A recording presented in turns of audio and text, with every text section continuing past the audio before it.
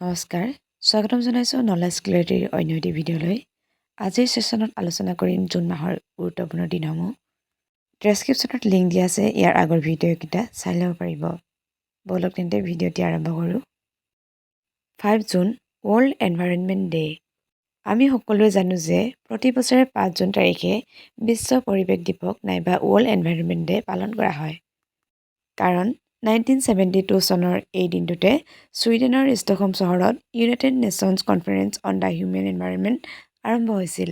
এই সভাত 113খন দেশ অংশ লৈছিল আৰু প্ৰথমবাৰ বৈশ্বিকভাৱে পৰিৱেশ সংৰক্ষণৰ প্ৰয়োজনীয়তা স্বীকৃতি হৈছিল। প্ৰতি বছৰে এনভাইৰনমেণ্ট ডেৰ বিশেষ থিম থাকে আৰু 2025 চনৰ এনভাইৰনমেণ্ট ডেৰ থিম হৈছে beat plastic pollution.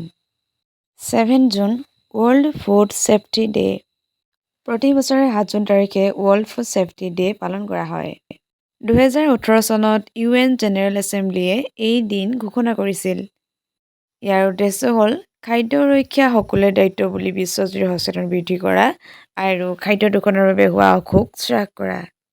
Next 8 June world ocean day সাগৰৰ গুৰুত্ব জনসাধাৰণৰ মাজত বুজোৱা অসুৰক্ষিত ব্যৱহাৰ দূষণ অতিমাছ মাছ ধৰা আদিৰ প্ৰতি সচেতন বৃদ্ধি কৰাৰ বাবে ৱৰ্ল্ড অ'চেন ডে পালন কৰা হয়।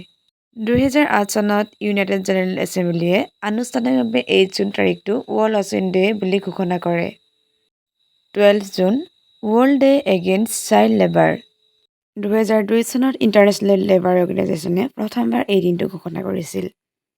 বিশ্বজুৰি থকা শিশুশ্ৰম সমস্যাৰ বিষয়ে সচেতনতা বৃদ্ধি কৰা শিশুসকলক বিদ্যালয় শিক্ষা আৰু স্বাভাৱিক জীৱন দিয়া শ্ৰমিক হিচাপে ব্যৱহাৰ নকৰা আদি কাৰণত প্ৰতি বছৰে 12 জুন তাৰিখে world day against child labour পালন কৰা হয়।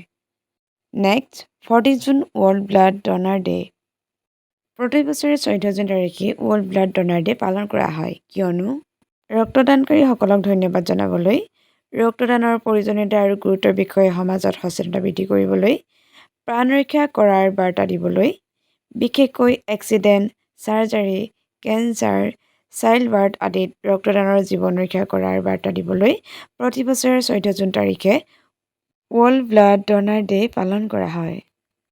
21 জুন ইণ্টাৰনেশ্যনেল য়োগা ডে 2014 চনত ইণ্ডিয়াৰ প্ৰধানমন্ত্ৰী নৰেন্দ্ৰ মোদীয়ে ইউনাইটেড নেশ্যনছ জেনেৰেল এছেম্বলিত য়োগাৰ ডে পালন কৰিবলৈ প্ৰস্তাৱ দিছিল আৰু তেতিয়াৰ পৰা প্ৰতি বছৰে 21 জুন তাৰিখে ইণ্টাৰনেশ্যনেল য়োগা ডে পালন কৰা হয়। য়োগা ডেৰ মূল উদ্দেশ্য হৈছে মানৱ সমাজত ঐক্য দেখুৱাবলৈ হেল্থ এৱাৰনেছ বৃদ্ধি কৰিবলৈ বিশ্ব স্তৰত প্ৰচাৰ কৰিবলৈ প্ৰতি বছৰে 21 জুন তাৰিখে ইণ্টাৰনেশ্যনেল য়োগা ডে পালন কৰা হয়। 21 জুনৰ আন এটা বিশেষত্ব হৈছে ই বছৰৰ আটাইতকৈ দীঘল দিন যিটো প্ৰকৃতিৰ আৰু শক্তিৰ বিশেষ দিন বুলি কোৱা হয়। Next 23 June international Olympic day খেলৰ জৰিয়তে নতুন প্ৰজন্মক লক্ষ্য পৰিশ্ৰম আৰু একতা দেখুৱাবলৈ শাৰীৰিক সক্ষমতা আৰু খেলৰ প্ৰচাৰ কৰিবলৈ অলিম্পিক মুভমেণ্টৰ স্মৰণ কৰিবলৈ প্ৰতি বছৰে 23 জুন তাৰিখে অলিম্পিক ডে পালন কৰা হয়। 1948 চনত প্ৰথমবাৰ অলিম্পিক ডে পালন কৰা হৈছিল। জুন মাহৰ শেষৰটো গুৰুত্বপূৰ্ণ দিন হৈছে 26 June international day against drug abuse এই দিৱসৰ মূল উদ্দেশ্য হৈছে ড্ৰাগ এবিউজৰ বিপদৰ পৰা সচেতনতা বৃদ্ধি কৰিবলৈ যুৱ প্ৰজন্মক মাদকতাৰ পৰা দূৰ কৰি শিক্ষা খেলা-ধূলা আৰু সুস্থ জীৱনত আগবঢ়াবলৈ সকলো দেশ একেলগে এই সমস্যাৰ বিৰুদ্ধে কাম কৰিবলৈ বুলি প্ৰচাৰ কৰিবলৈ প্ৰতি বছৰে 26 জুন তাৰিখে international day against drug abuse পালন কৰা হয়। ইউনাইটেড নেশ্যনছ জেনেৰেল এছেম্বলিয়ে 1987 চনত 26 জুন তাৰিখে এই দিনটো ঘোষণা কৰিছিল।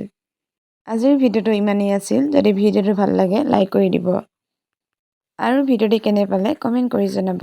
Thank U.